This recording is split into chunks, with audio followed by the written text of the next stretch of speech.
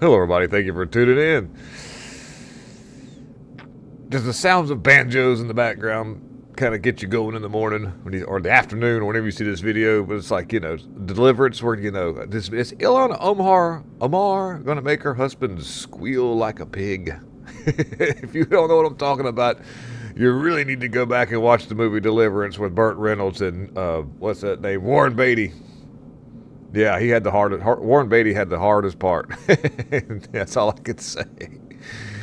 Run like a pig, make you squeal. Oh gosh. Anyways, yeah, that's where we're at now. That I've talked about the fact that Ilhan Omar had allegedly married her brother, and now there's an article coming out where she openly admits this, and said that she would do what she had to do to get her brother over here. A little word from Ilhan Omar, and we'll talk about this.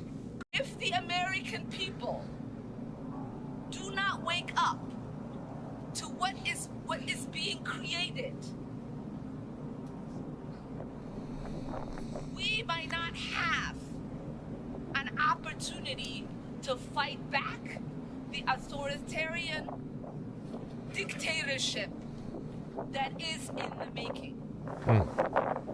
This is not just about going after public education. This is about going after the systems of governance we have in this country. Basically, she's openly waging war on anybody that wants to defer from how America is headed right now. She's loving the direction of America. She wants to see this country fall and become a surrogate so that they can implant more and more and more of her people. The district that she runs has been completely overrun by a bunch of her people via the Obama administration. This whole area that she runs in her district they've displaced all the original residents there and have completely just turned that into a miniature Somalia. If you don't believe me, I'll show you the video.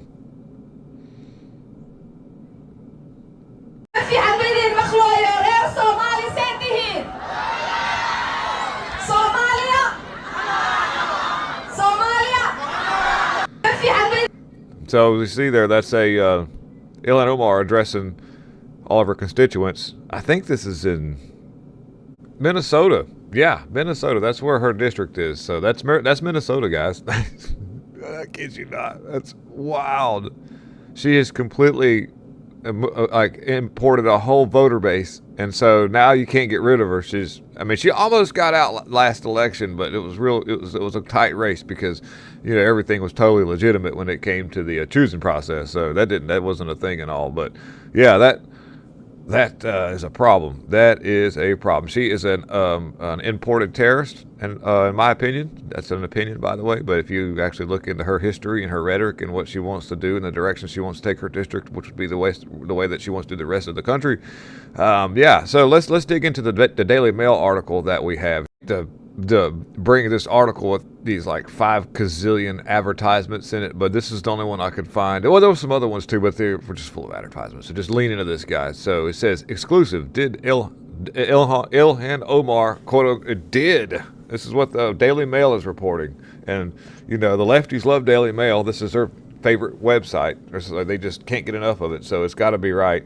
I'm going by this here. I've ran across this information and did a little research, and I found other articles as well. But Ilhan Omar told friends years ago that a man who went on to become her second husband was in fact her brother. DailyMail.com can confirm Adegid Kahim Osman is the first person to go on record to speak of how Omar said she wanted to go get her brother's papers so he could stay in the United States. It has been long rumored that Omar and Ahmad Elmi are siblings, but because of the lack of paperwork in war-torn Somalia, that's how she says it. That's how they say it. Proof has never been uncovered. Osman said she needed to get papers for her brother to go to school. We all thought she was just getting papers to allow him to stay in the country. Omar was married to her second husband, Ilmi, in 2009 by a Christian minister, although she was Muslim. She was first married to Ahmad Hirsi in 2002 in a Muslim ceremony before they split in 2008. But she later had another child with Hirsi while legally wed to Ilmi. Kind of interesting.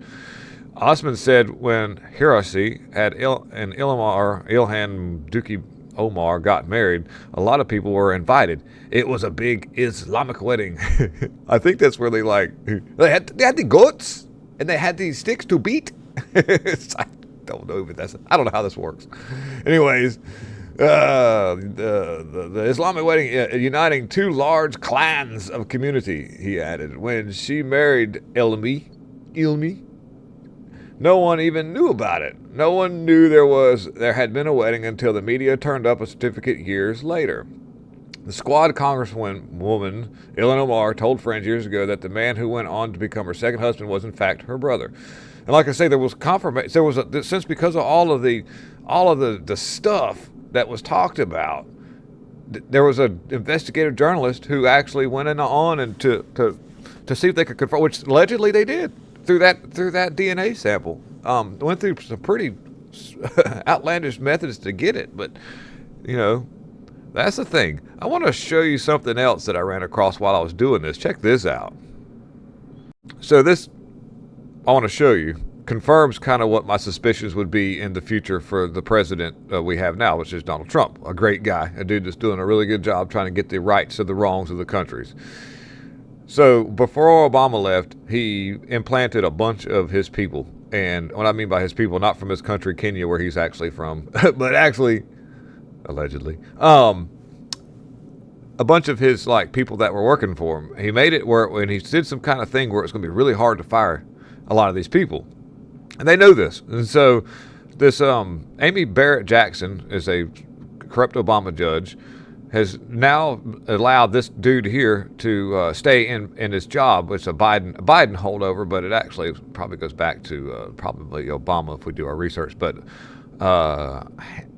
this I guess his name is Hampton Dillinger, assistant attorney for the Office of the Legal Policy under the Joe Biden people, was allowed to keep his job. Trump fires the guy because he's corrupt and he's doing a lot of really terrible things. We need good law. We need to bring law back to where it was, where you actually prosecute criminals and you leave innocent people alone. You find the crime, then you find the person. They've actually twisted it to a Swalinsky or the rules of radical things, or that dude in China. What was his name? I can't think of it right off. But he would find me the person, and I'll find you the crime.